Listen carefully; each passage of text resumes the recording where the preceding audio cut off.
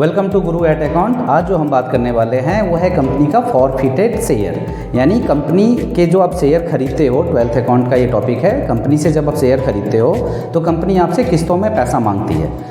ज़्यादातर केस में ऐसा ही होता है। बहुत कम केस में ऐसा देखा गया है कि लमसम पे एक ही बार में आपसे अमाउंट मांग लेती है, पर कंपनी आपसे अलग अलग किस्तों में पैसा मांगती है। जैसे कि एप्लीकेशन है, अलॉटमेंट है, फर्स्ट कॉल, फाइनल कॉल, इस तरह से 3 कॉल में 4 कॉल में पैसे आपसे मांगा जाता है। कई बार क्या होता है कि कुछ शेयर होल्डर जो उसमें शेयर तो खरीद लेते हैं, बट किसी वजह से वो जब उनसे कॉल किया जाता है, पैसे किस्तों में मांगा जाता है, जैसे एप्लीकेशन का पैसा दे दिया, उनको शेयर अलॉट हो गया, और अलॉटमेंट का पैसा जब उनसे मांगा गया तो उन्होंने हाथ खड़े कर दिए शेयर होल्डर ने, या अलॉटमेंट भी दे दिया, फर्स्ट कॉल का पैसा जब मांगा गया तो उन्होंने नहीं दिया। तो कंपनी को हक है, 2013 एक्ट में कंपनी आर्टिकलशिप में एक हक है कि कंपनी आपको 14 दिन का नोटिस देके आपके शेयर को फॉरफिट कर सकती है, और वो अमाउंट आपको वो नहीं लौटाने वाली। तो एक तरह से ये पनिशमेंट है शेयर होल्डर के कि आप होश व हवास में किसी कंपनी के शेयर खरीदो। अगर आप शेयर खरीदते हो तो आपके पास पूरा पैसा देने की आपकी हैसियत होनी चाहिए, अदरवाइज़ आपके शेयर जब्त कर लिए जाएंगे और आपको कोई रिफ़ंड नहीं मिलने वाला। तो गाइस, कंपनी ये जनरल एंट्री करती कैसे है और उस अमाउंट को कहाँ पे ट्रांसफ़र करती है, हम आज इस टॉपिक के बारे में बात करने वाले हैं, क्योंकि ये कम से कम 3 से 4 नंबर का क्वेश्चन पेपर 12वीं के बोर्ड में आता है। ये बहुत ही इंपॉर्टेंट टॉपिक है। तो आज हम टी.एस. ग्रेवाल के कुछ क्वेश्चंस उठाएंगे जो आपके हर राइटर के बुक में मैच करेंगे। जैसे एग्जाम्पल के तौर पे मैंने एक एग्जाम्पल यहाँ पहला ही क्वेश्चन लिया है टी.एस. ग्रेवाल का। वो है कि एक जेड लिमिटेड है, उसने इशू किया है 20,000 शेयर, ओके, और हर शेयर की कीमत है 10 रुपये, यानी जेड लिमिटेड 20,000 को 10 से मल्टीप्लाई करो तो टारगेट है उसका कि 2 लाख रुपये उसे मार्केट से कलेक्ट करना है। फाइन। अब उसने एप्लीकेशन पे 2 रुपये मांगे हैं, अलॉटमेंट पे 3, फर्स्ट कॉल पे 3 और फाइनल कॉल पे 2, इस तरह से 10 रुपये उन्होंने 4 बार में मांगा है। ओके, अब एक केस है, उसमें कह रहा है कि मिस्टर गुप्ता ने 100 शेयर खरीदे और उसको अलॉट भी हो गए 100। ठीक है, एप्लीकेशन मनी तो हर कोई देता है, प्रॉब्लम बाद में आती है। केस 1 में कह रहा है कि ही डिड नॉट पे अलॉटमेंट मनी, यानी जब से अलॉटमेंट का पैसा मांगा गया, ही डिड नॉट पे, तो उसके शेयर सब्सिक्वेंटली उसी टाइम कंपनी ने जब्त कर लिया। ओके, तो इसकी जनरल एंट्री कैसे करेंगे? तो इसकी जनरल एंट्री देखो, कंपनी क्या करती है, अपनी जिम्मेदारी खत्म कर लेती है जब जब्त करती है। तो शेयर कैपिटल आपको पता है कि क्रेडिट नेचर का होता है, तो उसको अगर हम उसका अकाउंट क्लोज करना चाहते हैं तो एक नॉर्मल सा रूल है, रेक्टिफिकेशन पढ़ा होगा आपने 11th में, कि हम उस चीज़ को अगर क्रेडिट में है और बंद करना चाहते हैं तो हम डेबिट में डाल देते हैं, या डेबिट में है और आप बंद करना चाहते हैं तो उसे काटो मत, आप उसे क्रेडिट में एक ऑपोजिट एंट्री पास कर दो, वो बंद हो जाता है। ओके, तो यहाँ पे हम क्या करेंगे, शेयर कैपिटल को, ये सॉल्यूशन है इसका, शेयर कैपिटल को डेबिट कर देंगे। फिर 2 में क्या लिखेंगे, तो यहाँ लिखेंगे शेयर फॉरफिटेड अकाउंट। अब ये क्या चीज़ है शेयर फॉरफिटेड? तो स्टूडेंट्स, ये वो अमाउंट है जो मिस्टर गुप्ता ने पे किया था। तो पे कितना किया था इन्होंने, वो बाद में मैं आपको बताऊंगा। अभी देखो, उसके बाद नॉन पेमेंट वाली एंट्री होती है। अगर आपने कॉल्स एंड एरियर का अकाउंट खोल रखा है तो यहाँ कॉल्स एंड एरियर लिख दो, अगर नहीं खोल रखा तो वो लिखो जो मांगा गया था और इसने नहीं दिया, तो शेयर अलॉटमेंट यहाँ लिखेंगे, क्योंकि अलॉटमेंट का पैसा इन्होंने नहीं दिया और तुरंत जब्त कर लिया गया, फर्स्ट और फाइनल कॉल नहीं मांगा गया। तो अब इनसे मांगा कितना गया, तो 2 और 3, ये एप्लीकेशन और ये अलॉटमेंट 5 रुपये मांगा गया, और शेयर कितने थे 100, तो 500 रुपये से शेयर कैपिटल ओपन हुआ होगा, तो इसे बंद कर दो 500 से। फाइन, शेयर कैपिटल हो गया क्लोज। अब शेयर फॉरफिटेड में कितना तो इसमें अमाउंट आएगा कितना, तो देखो एप्लीकेशन उसने कितना दिया था, तो 2 रुपये दिया था, तो 200 रुपये, ये फाइन है एक तरह से गुप्ता जी के लिए, और कंपनी का फ़ायदा है, 200 रुपये आ गए बिना बात के। और शेयर अलॉटमेंट, ये वो अमाउंट है जो गुप्ता जी ने नहीं दिया, अलॉटमेंट की कीमत है 3 रुपये और गुप्ता जी ने नहीं दिया, तो ये है 300 रुपये। ओके, तो ये इस तरह से ये फॉरफिट हो गया अभी गुप्ता जी का। अभी केस 2 में देखो क्या है, केस 2 में एक नया टॉपिक है, इसी टॉपिक को एक्सटेंड किया गया है, उसको समझते हैं। फर्स्ट क्वेश्चन हमने बना लिया था, चलते हैं सेकंड क्वेश्चन की तरफ। वही क्वेश्चन है, बस केस 2 है। इसमें क्या कह रहा है कि अलॉटमेंट मनी जो है वो उसने नहीं दिया और उससे उस टाइम शेयर जब्त ना करके उससे फर्स्ट कॉल भी मांगा गया। कई बार क्या होता है कि कॉल से एरियर हो जाता है, आगे के कॉल पे हम पीछे का जोड़ के शेयर होल्डर पे कर देते हैं, बट मिस्टर गुप्ता ने फर्स्ट कॉल भी नहीं पे किया और फिर कंपनी ने 14 दिन का नोटिस देके शेयर को जब्त कर लिया। तो इस केस में हम जर्नल एंट्री कैसे करेंगे, लेट्स सी। तो एज यूजुअल हम क्या करेंगे, शेयर कैपिटल का नेचर क्रेडिट था तो हम उसे बंद करेंगे, क्योंकि कंपनी अपनी जिम्मेदारी से पल्ला झाड़ लेती है। तो शेयर कैपिटल अकाउंट क्या हो जाएगा, डेबिट। बट इसमें अमाउंट कितना आएगा ये सोचने वाली बात है ना। इसमें अमाउंट कितना आएगा, तो शेयर कैपिटल कितनी बार ओपन हुआ, कितने अमाउंट से ओपन हुआ उतनी से ही क्लोज होगा। तो एप्लीकेशन 2 रुपये, अलॉटमेंट 3 रुपये, फर्स्ट कॉल की कीमत है 3 रुपये, तो ये 8 रुपीज़ से ओपन हुआ था, तो 8 रुपीज़ से ही क्लोज होगा। और ये 100 शेयर हैं 8, तो ये 800 से ये अमाउंट यहाँ पे हम डालेंगे, शेयर कैपिटल का अकाउंट क्लोज करेंगे। ओके, नाउ यहाँ पे क्या डालेंगे, यहाँ पे डालेंगे टू शेयर फॉर, शेयर से पहले इक्विटी भी आप लगा सकते हो, इक्विटी शेयर है ये, to share forfeited account. इसमें वही अमाउंट होगा जो पिछले केस में था, जो अमाउंट मिस्टर गुप्ता जी ने कंपनी को पे किया, तो उन्होंने केवल 2 रुपये दिया और 100 शेयर थे, तो देयर इज़ 200। ये नॉन पेमेंट, नॉन पेमेंट में क्या है, तो equity share allotment, equity share allotment, allotment की कीमत 3 रुपये, तो 100 3 जा 300। और सिमिलरली यहाँ पे equity share first call, first call की कीमत भी 3 रुपये, तो कितना होगा, ये भी 300 हो गया। तो देखो गाइस, ये कंपनी का तरीका है किसी भी शेयर को जब्त करने का।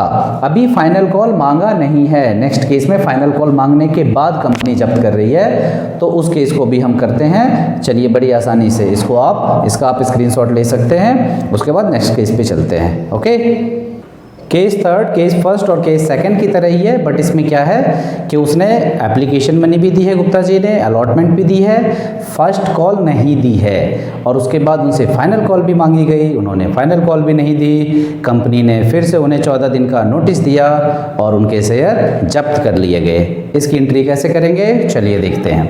इसमें ध्यान रखना आप कि कंपनी ने 10 रुपये जो कीमत थी शेयर की वो पूरी मांग ली है गुप्ता जी से, तो बहुत आसान है। शेयर कैपिटल जब आप यहाँ पे लिखते हैं तो शेयर कैपिटल में अमाउंट कितना आएगा, कंफ्यूज होने की ज़रूरत नहीं है। 100 शेयर है और 10 रुपये कीमत है, तो पूरा 1000 रुपये इसमें आ जाएगा डेबिट में।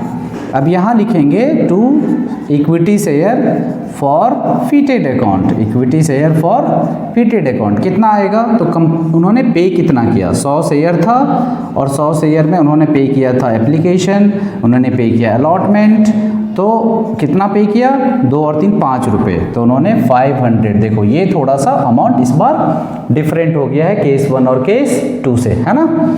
अब यहाँ पे हम अलॉटमेंट नहीं लिखेंगे बिकॉज अलॉटमेंट पेड है, यहाँ पे वो लिखा जाता है जो नॉन पेमेंट है। तो क्या लिखेंगे यहाँ पे, to equity share first call account, how much, 3 रुपये कीमत है, 300 रुपये, to equity share final call 2 रुपये कीमत है, 200 रुपये। देखो 5382,000, देखो सेम अमाउंट आ रहा है। तो कुछ इस तरह से कंपनी जो है वो फॉरफिट करती है। नेक्स्ट क्वेश्चन में हम ये देखेंगे कि फॉरफिट करने के बाद कंपनी क्या उस शेयर को रीइशू करती है, किसी और को बेचती है। अगर बेचती है तो कंपनी को क्या फ़ायदा होता है, क्या नुकसान होता है, कैपिटल रिजर्व में कितना अमाउंट आएगा। बहुत ही इंटरेस्टिंग तरीके से, बहुत ही आसानी तरीके से आप समझने वाले हैं। चलिए नेक्स्ट क्वेश्चन की तरफ। क्वेश्चन थर्ड जो है वो एग्ज़ाम में अक्सर आता है, कई बार आ चुका है और बहुत इंपॉर्टेंट है, इसलिए इसको स्किप मत करना, आप बहुत गौर से देखना, फटाफट समझ में आ जाएगा। इसे समझने से पहले अगर आपने मेरे चैनल को लाइक सब्सक्राइब नहीं किया है तो सबसे पहले वो करें, क्योंकि आपकी गुरु दक्षिणा वही है, ठीक है। ओके, तो देखते हैं इस क्वेश्चन को क्या कह रहा है। कंपनी ने इशू किया है शेयर ओके।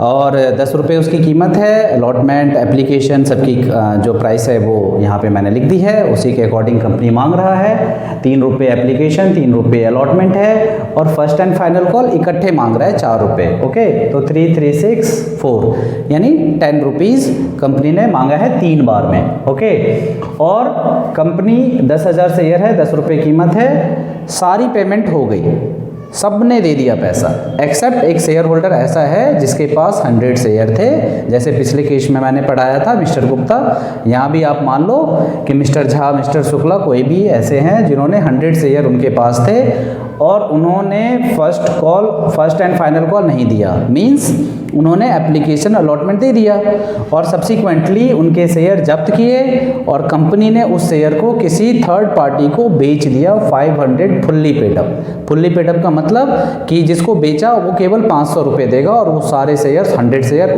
उसके बाद वो कुछ नहीं देगा।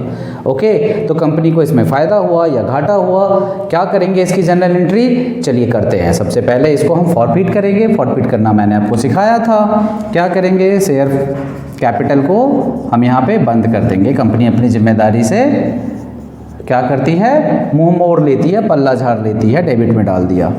यहाँ लिखेंगे share forfeited account, share forfeited account. यहाँ लिखेंगे जो उन्होंने नहीं दिया, नॉन पेमेंट। तो नॉन पेमेंट क्या है, तो नॉन पेमेंट है equity share first and final call. Okay, अब इन सब में अमाउंट बड़ी सावधानी से भरना है आपको। तो इसमें कितना शेयर, तो 100 शेयर है और 10 रुपये कीमत है, तो अमाउंट कितना होगा, तो 1000 रुपीज़। कॉमा का यूज़ आपने ज़रूर करना, ये तो छोटा अमाउंट है, बड़े अमाउंट में बहुत काम आता है। शेयर फॉरफिटेड में कितना, तो जो इस शेयर होल्डर ने कंपनी को पे कर दिया वो अमाउंट आता है। तो पे कितना किया, 3 और 3 6 रुपीज़ पे किया और 100 शेयर थे, तो ये हो गया 600। और ये नहीं पे किया तो 4 रुपीज़ नहीं पे किया, जिसकी वजह से इसके शेयर जब्त हुए, इसे पनिशमेंट मिली, तो ये है 400 रुपीज़। तो इस तरह से कंपनी ने उसके शेयर जब्त कर लिए। ये अब आपको जब्त करना तो आ गया है, आपने पिछले क्वेश्चन में भी जब्त किया था। इंटरेस्टिंग क्या है, तो कंपनी इसको री इशू कैसे करती है, इसे रीसोल्ड कैसे करती है और कंपनी को उसमें क्या बेनिफिट होता है, क्या नुकसान होता है। बेनिफिट होता है तो उसके बाद कंपनी उसकी क्या ट्रीटमेंट करती है, कैपिटल रिजर्व का अमाउंट कैसे आता है, इस टॉपिक को चलिए समझते हैं। तो इसमें दिया हुआ है कि कंपनी ने इस सारे शेयर को 500 में बेच दिया। ओरिजिनली कंपनी किसी भी शेयर को डिस्काउंट पे इशू नहीं कर सकती है नए एक्ट 2013 के अकॉर्डिंग, बट री इशू कर सकती है। तो कंपनी ने 500 रुपये में 100 शेयर किसी थर्ड पर्सन को बेच दिया, यानी कि कितना, 5 रुपये में 1 शेयर बेचा।